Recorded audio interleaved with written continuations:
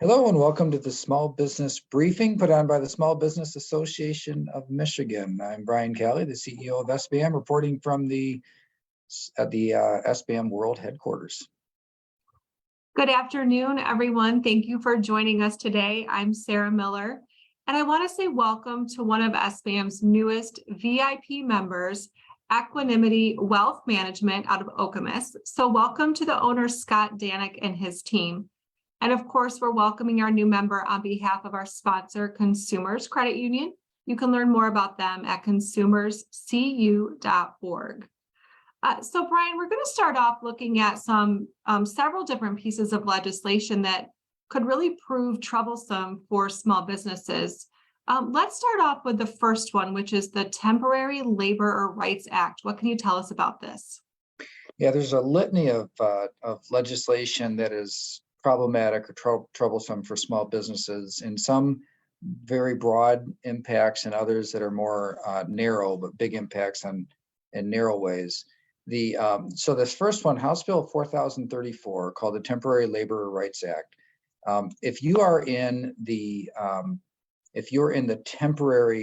business of providing temporary staffing, this proposed law has a litany, literally dozens of new reporting requirements, restrictions, record keeping for the business. And then the main, so in other words, it's a big administrative change for that line of business. It's not exactly clear in the law why so many records would be required to be created and kept with respect to all of the work that happens in that industry. However, there's a pretty major restriction that says that is placed in the bill, says a temporary labor service agency, so a temp agency, shall not provide a temporary laborer to a job site where a strike, lockout, or other labor dispute exists. So it would basically ban the practice of providing temporary help to areas where there are labor disputes happening. So that's the first one that kind of hit the radar screen, mainly because it was kind of done as a package with another bill, which is not really the same subject, but it really was. I saw, oh, there's a couple bills in tandem together. I should take a look and see what this one says. And so that right off the bat, we've got essentially a business restriction, and really fits into this this overall context of treating all businesses as though they're labor union businesses, and so obviously for many small businesses, it's going to be pretty problematic. And the next issue on our list is something called predictive scheduling. So maybe explain a little bit about what that is for those who don't know, and why it would be harmful. Yeah, predictive scheduling is really zeroes in on three industries: retail, hospitality, and restaurants. And this one applies to businesses where they have 100 employees or more, but to be clear, it's 100 employees worldwide, and also in instances where there's 100 employees that are like integrated. Employer means a person including but not limited to a chain or integrated enterprise that employs more than 100 or more individuals worldwide. And so what that means is that you can't just form different entities for the same operation and avoid these requirements. So it requires employers to ask employees if they would voluntarily accept additional hours, and they go on a separate list, like a voluntary list, that say, hey, whatever the hours are, they're available, I want to work them. So you can make a list like that. For everybody else, you have to give 14 days notice on what the schedule will be for that employee. And then the employee, number one, employees can decline any work shifts that are not included in that 14-day notice, and an employer is not allowed to take any disciplinary or retaliatory action because of that. So employees can say no without 14 days notice, and you can't, and as a business, you can't do anything about it. It really digs into the at-will status of employees that exists today. Then there are time and a half pay requirements for work shifts included during what they call rest periods. So they set parameters of the number of hours between two different shifts, and if you're within those number of hours, even if it's pre-scheduled, if you have to pay time and a half for that. That doesn't have to mean overtime, just means that there's a time period, number of hours between shifts. If you even pre-scheduled that way, you have to pay time and a half. It requires that employers provide 1 hour of pay for every 30 minutes added to a shift. So in other words, double time, 2x the pay anytime you add to a shift with less than 14 days notice. And that includes when a shift is changed. So let's say that somebody was supposed to work from, from 9 to 5, and instead it became 10 to 6 or 8 to 4. For the times that are on the wings of that are different, it requires that you pay double time for the parts that are changed. And then in cases where there are fewer hours needed, so you publish that a person is needed for a shift and then the shift gets canceled or shortened in some way, you can cancel and shorten it, but you still have to pay the person for that time. So that is for the industries affected. Again, this is for retail, restaurant, and hospitality. Really changes that would completely change. I mean, it just makes so difficult to make it so difficult for them to operate. A troubling proposal, and it's a proposal that's getting a lot of discussion in the system. It's hard to tell, what has legs to go all the way through the process, make it to the governor's signature, and get that signature. We don't know yet which of the items on this list have that type of energy behind them. But this is one of them that's getting a fair amount of attention, and some people in pretty key roles in the legislative process are mentioning it in their speeches. And that's the first thing that I listen for are the leadership politicians talking about these issues. And in this case, predictive scheduling, the answer is yes. And another one on our list here today is pay transparency. And there are bills introduced in both the House and Senate. We did talk a little bit about this last week, but what have we learned since? Yeah, there's a couple of different bills, one of them in the House, one in the Senate, and they do different things, but both bring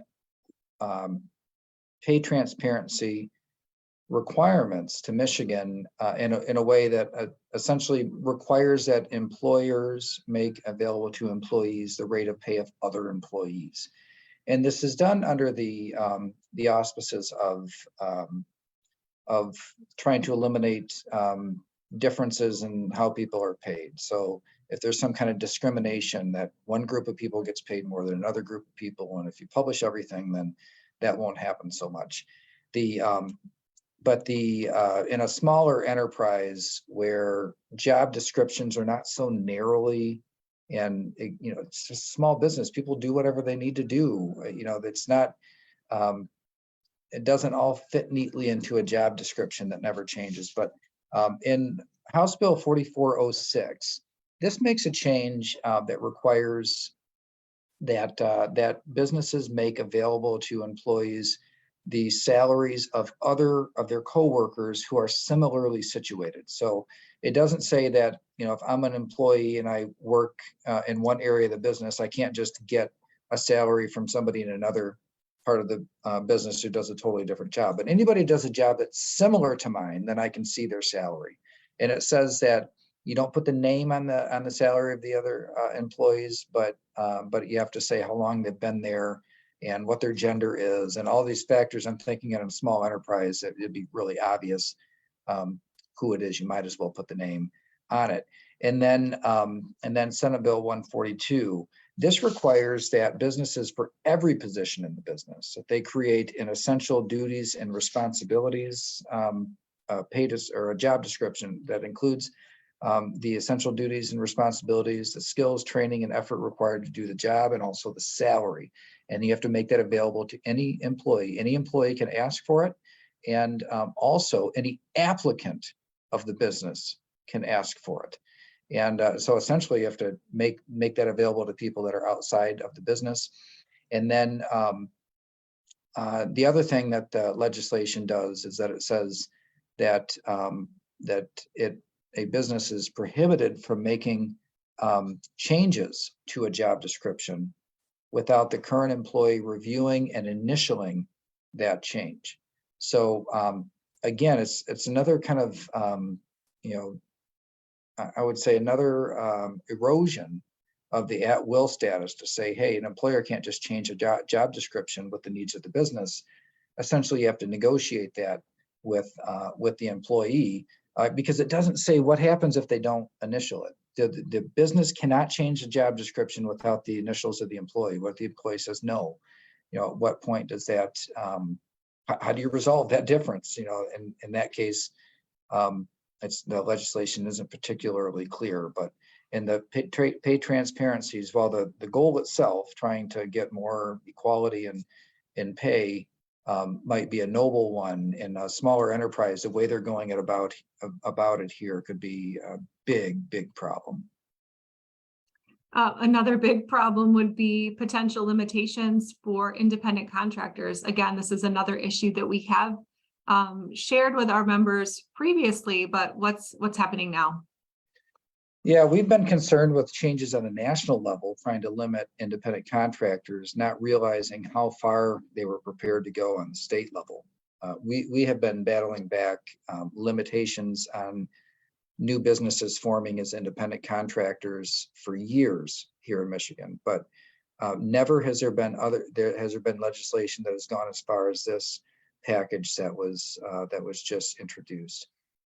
That what the package does is says that a person can only operate as an independent contractor if three very broad requirements are met. First is that the individual operating as an independent contractor has to be free from control and direction of the payer in connection with the performance of the work. How would you even know what work to do if you didn't get any direction from your customer? Like, it's just, it doesn't, that itself on its face makes absolutely no sense. Second requirement is that the individual can only perform work that is outside the usual course of the payer's business. And so in practical terms, what that means is that you can't just take a part of a business and outsource it if it's a usual or normal part of your business. So take, for example, marketing. So at SBAM, we do marketing, right? Some of it we do in-house, but some of it we do with outside partners that we contract with. Some businesses have fractional employees where they have somebody who's doing a professional service. Could be accounting, could be bookkeeping. There's so many different aspects or could be information technology services, IT services. Those are all in the usual course of business. And so under this rule, because it's part of the usual course of business, then you can't use an independent contractor for it. So it begged the question, well, what sort of thing could you use an independent contractor for? Well, let's say that, let's say it broke this window right here. Well, I could hire somebody to come in and fix the window, because fixing windows is not part of the usual business of SBAM.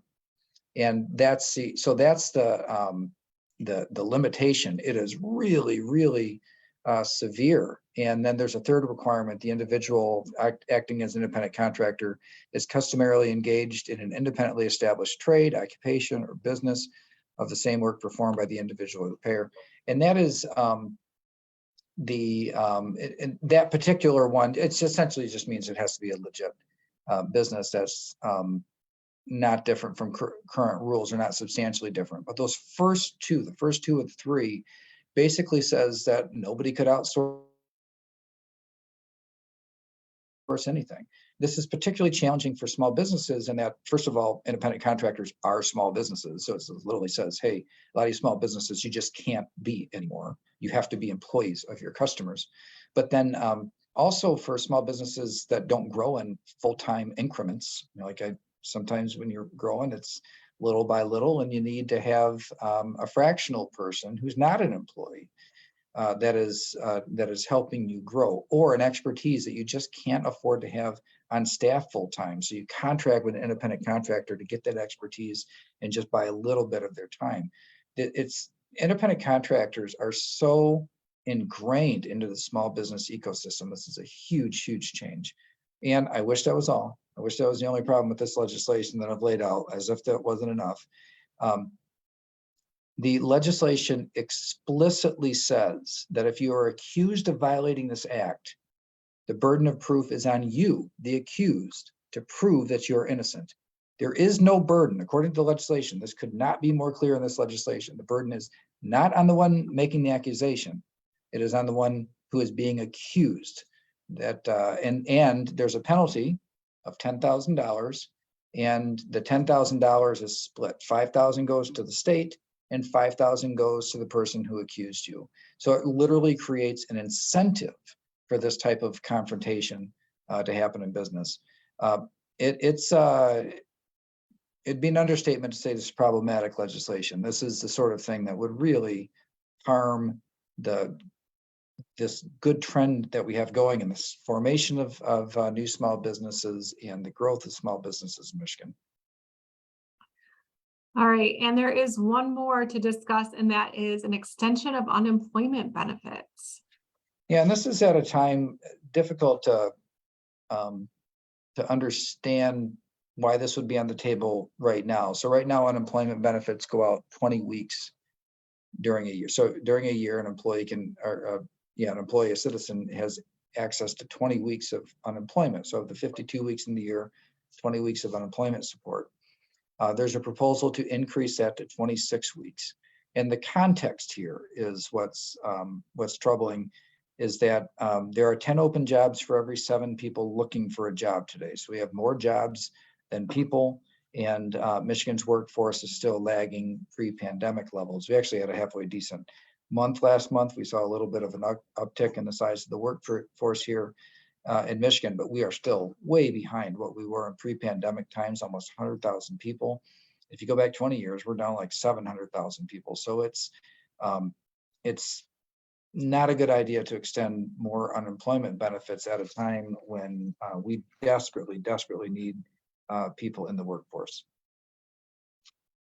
All right, let's go to some maybe a little bit of good news now, which is generally positive change in unemployment and labor force participation.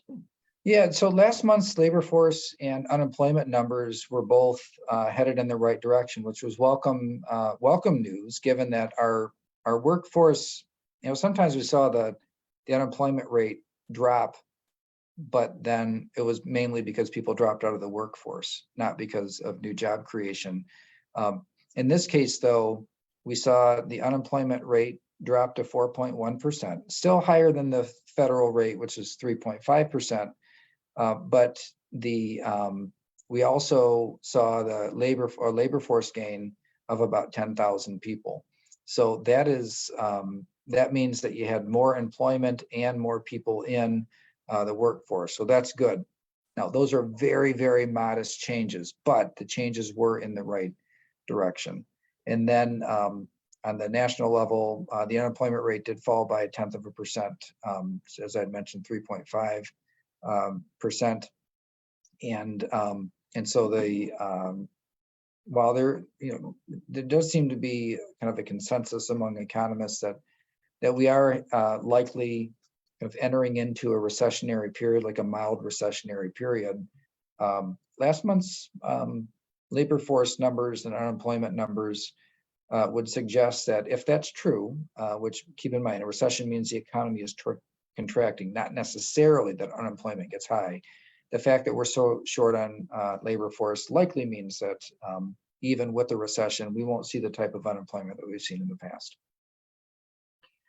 All right, now for a story out of Southeast Michigan where there is a potential for a local municipality bankruptcy. Yeah, we hadn't seen one of these in a while. Back when I was in political office, right after the Great Recession, there were a lot of local governments and schools that were in serious financial trouble, and then there was a period of recovery from that. And so it's been a while since then. It's been a while since we've seen talk of a municipal bankruptcy. And while the city of Highland Park, which is a relatively small city, about 9,000 residents or so in Southeast Michigan near Detroit, and they're $24 million in debt on their water and sewer arrangement with the Great Lakes Water Authority. So the Great Lakes Water Authority provides water and sewer services to like 80 communities in Southeast Michigan. And that they haven't been able to pay their bills in some time. It persisted, and there's been lawsuits, and finally it went all the way to the Michigan Supreme Court. They have now, according to a Wayne County Circuit Court judge, they have to, by May 31st, negotiate a debt repayment plan. So 24 million, and that's just like a number out there. Is that a lot or not a lot for a government like Highland Park? Highland Park, they're like any local government, property taxes are their main revenue, and in a year, 100% of their property tax revenue in a year comes to less than $10 million. So that's what, that's where they do. They pay for all the services that a city provides, and staff the city has, police and everything. That has to be paid for by the property taxes. But the amount of debt that they have is 2.5 times the entire budget, which obviously most of that budget is not available for debt service. So that's why there's this talk now of potentially bankruptcy and trying to get out of it. Now, the main creditor are the other users of the Great Lakes Water Authority, and that's why this is controversial, because if they don't pay the Great Lakes Water Authority, that means that the cost of that bad debt gets spread to the water users or the rest of the system. And so a little bit, frankly, a little bit surprising coming out of the pandemic, the federal government was so generous on money going out that the idea that a local government would be that badly and that bad a shape is a little bit surprising. But it is a very impoverished community. The 41% of the people in Highland Park are under the poverty line. So this is a community that has really struggled, and there will be no easy answer from this. And municipal bankruptcies do not go smoothly. They're very difficult to manage through, and this will be an important question both for the local government there, the Great Lakes Water Authority, and also the state and the governor in terms of how engaged or involved to be in the process. Okay, one final story before we get into Data Monday, and that is the federal debt ceiling. What can you share about the upcoming debate into this issue? Yeah, there's a package, if you will, that the leadership in the House of Representatives put on the table, and so far nobody's really budging on this debate on what to do with the debt ceiling. Sooner or later, we'll have to get increased. It's a matter of whether or not there's any spending controls that come with the increase. But the larger package includes spending cuts, some spending cuts, but then freezing the federal spending at 2022 levels, increasing some work requirements for food stamp and Medicaid recipients, and then repealing the new tax credits for electric vehicles that just passed. But part of this package, this overall package, Representative Molinar from Michigan, one of his bills got pulled into it, which would be to claw back about $60 billion in unused COVID emergency dollars that are living in federal agencies right now. And that was one. I'm going to look at that one as being an area, and it's not talking about clawing back from states. It's talking or local governments or schools. It's talking about federal agencies. So they got 60 billion that's unused. Seems pretty reasonable that money would go back in the general fund, at least go toward a little bit of the deficit reduction for the year. All right, and with that, let's take a look at this week's Data Monday. All right, we've got kind of say like a limited Data Mondays. We get late into the month here. So starting out here, we have got the oh, did my sharing just go away? All right, something's going on with my here we go. So real wages turned positive just slightly, and this is an indication that inflation is getting under control a little bit more than before. It'd been a little while since we saw real wages increase. Remember, real wages, wage increase minus inflation. So what's the spending power that people have had? And the fact that it went up above zero is kind of noteworthy. It had been a little while since that had happened. Next is new house listings.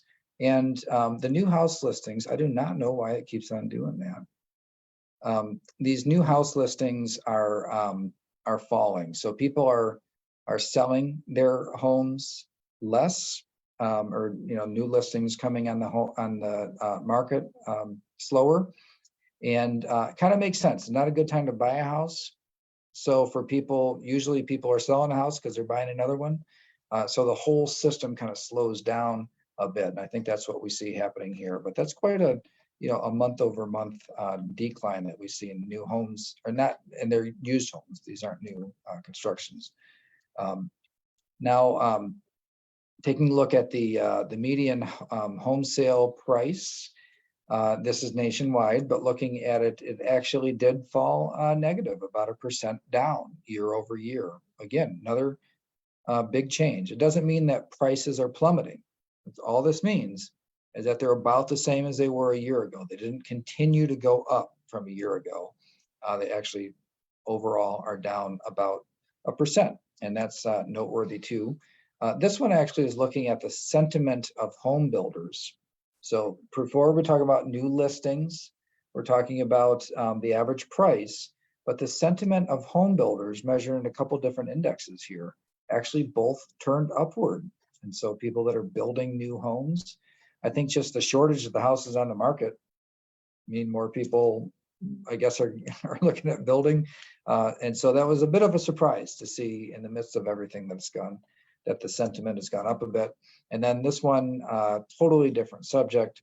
It's really, really early to be projecting out for the next census, but looking at trends and projections, the Michigan, who has lost congressional representation the last at least 3 census in a row, is not projected to lose again. The big gainers, though, being Florida and Texas, but then also, the Southwest and in the South, Georgia, Tennessee, North Carolina, those being the ones that are projected to go up. And then deeply negative, in other words, a lot of relative population loss projected for New York and Illinois, and especially California. So just kind of an interesting population change with respect to congressional representation. That would be something that we will expect to have a lot of updates, of course, along the way. But the population movements since the pandemic have really been, they seem like they've been more extreme than what we normally see, kind of gradual moves in population. And the movement away from New York and California and to Texas and Florida and Tennessee. Florida has been averaging for many, many years in a row an average increase of 1,000 people per day. I mean, it's just mind-boggling what type of growth that they've experienced there. And looking at the projections and what that means for congressional representation, potentially big changes in our future. Thank you all for tuning in today. We will be back here Thursday at 3 p.m. Enjoy your week. Thanks, everybody. See you on Thursday.